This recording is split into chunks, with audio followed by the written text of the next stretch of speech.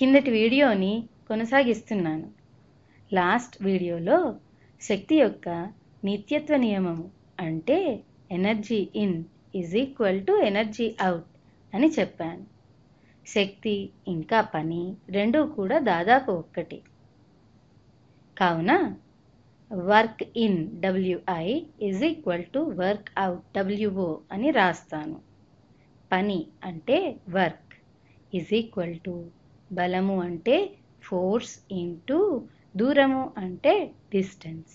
కావున దీనిని FI into DI is equal to FO into DO కింద రాయొచ్చు. పీడనం అంటే బలము బై వైశాల్యము. ఇక్కడ ఐని 1 లాగా అలాగే ఓని 2 లాగా రాద్దాము. ఇక్కడ A2 వైపు ఇంకొక పిస్టన్ని వేస్తే ఇక్కడ బయటికి వచ్చే బలాన్ని అంటే F2 అంటాను. F1 ఫోర్స్ని ద్రవం మీద ఉపయోగిస్తే అది ఘనపరిమాణం మారదు కనుక A2 వైపు ద్రవం యొక్క మట్టము అంటే లెవెల్ పెరిగి F2 ఫోర్స్తో A2లో ఉన్న పిస్టన్ని పైకి తోస్తుంది. కావున F1D1 ఈజ్ ఈక్వల్ టు F2D2ని F1 by A1 into A1 into D1 is equal to F2 by A2 into A2D2 అని రాయగలను. ఎందుకంటే A1 బై A1 లేదా A2 బై A2 రెండూ కూడా 1కి సమానము. బలముని వైశాల్యంతో భాగిస్తే ఎంత పీడనం ఉంది అన్నది తెలుస్తుంది. కావున F1 బై A1ని P1గా అలాగే A1 ఇంటూ D1ని V1గా రాస్తాను. అదేవిధంగా F2 బై A2ని P2గా A2 ఇంటూ D2ని V2గా రాస్తాను. కావున మనకి P1 into V1 is equal to P2 into V2 వచ్చింది. మనము కిందటి వీడియోలో V1 is equal to V2 అన్న విషయము తెలుసుకున్నాము. కావున మనము రెండు వైపులా V1 V2ని కొట్టేయవచ్చు. మనకి P1 is equal to P2 వస్తుంది. ఇది శక్తి నిత్యత్వ నియమము వల్ల ఇలా వచ్చింది. కావున దీనిని బట్టి మనకి ఏం తెలుస్తోందంటే ఏదైనా పీడనం Pని ద్రవం మీద ఉపయోగిస్తే దాని ఘనపరిమాణం మారదు. కావున ఉపయోగించిన ఒత్తిడి సమానంగా వ్యాపిస్తుంది లేదా వ్యాప్తి చెందుతుంది. ఈ సిద్ధాంతాన్ని పాస్కల్ సిద్ధాంతం అని అంటాము.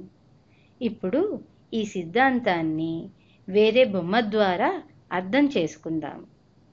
ఒక ట్యూబ్ లాంటి దానికి ఒక బెలూన్ని తగిలించాను.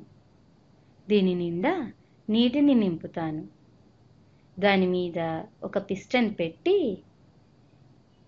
పీడనం ఉపయోగిస్తే దానివల్ల నీళ్ళ ఘనపరిమాణం మారదు కనుక బెలూన్ మీద పీడనం సమానంగా వ్యాప్తి చెంది బెలూన్ పెద్దదవుతుంది.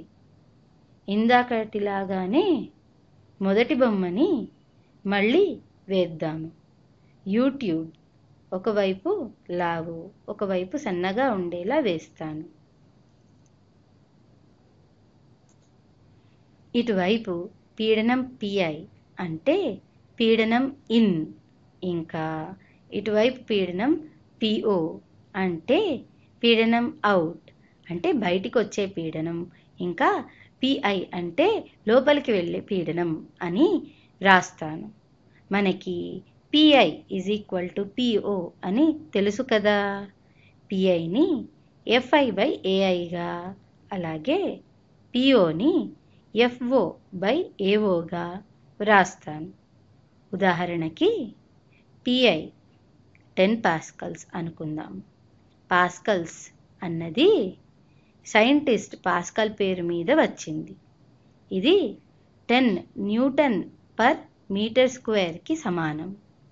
అలాగే ఇన్పుట్ ఏరియా అంటే లోనికి ప్రవేశించే వైశాల్యం ఏఐ ఈక్వల్ టు 2 మీటర్ స్క్వేర్కి సమానము అని, అలాగే అవుట్పుట్ ఏరియా అంటే బయటికి వచ్చే వైశాల్యము A0 ఈక్వల్ టు 4 మీటర్ స్క్వేర్కి సమానమని అనుకుందాము.